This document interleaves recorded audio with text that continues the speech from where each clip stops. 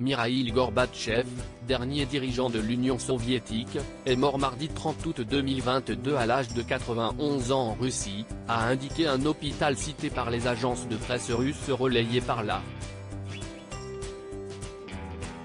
Aujourd'hui dans la soirée, mardi, après une longue maladie grave, Mikhaïl Sergueïevitch Gorbatchev est décédé, a fait savoir l'hôpital clinique central, TSKB, dépendant de la présidence russe. Arrivé au pouvoir en 1985, Mikhaïl Gorbatchev avait lancé une vague de réformes politiques et économiques visant à moderniser et à démocratiser l'Union soviétique confrontée à des graves crises. Partisan d'une politique de rapprochement avec l'Occident, l'homme à la célèbre tache de naissance sur le crâne avait reçu en 1990 le prix Nobel de la paix. Entre 1990 et 1991, il avait occupé le poste de président de l'Union soviétique, avant finalement de devoir démissionner le 25 décembre 1991, ce qui avait entraîné la fin de l'URSS. Un amour sans faille pour Raïssa. Derrière la carrière politique de Mikhaïl Gorbatchev, se dessine en filigrane la figure de son épouse, Raïssa Gorbatcheva, qui sut s'imposer dans l'univers confiné du pouvoir soviétique. Elle joua un rôle non négligeable aux côtés de son mari pendant la perestroïka.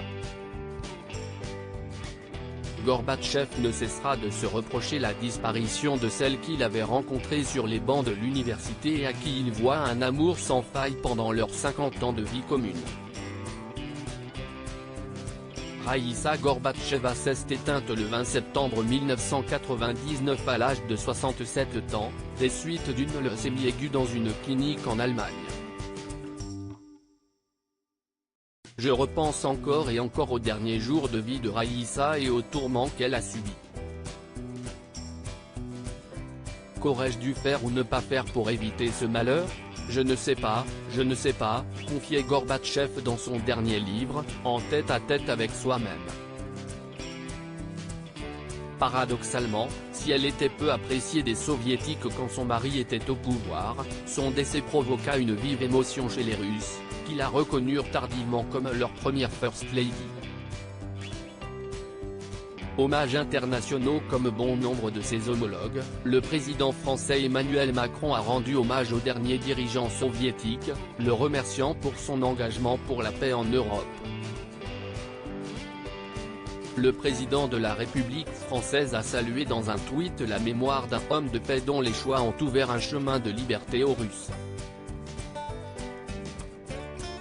Son engagement pour la paix en Europe a changé notre histoire commune.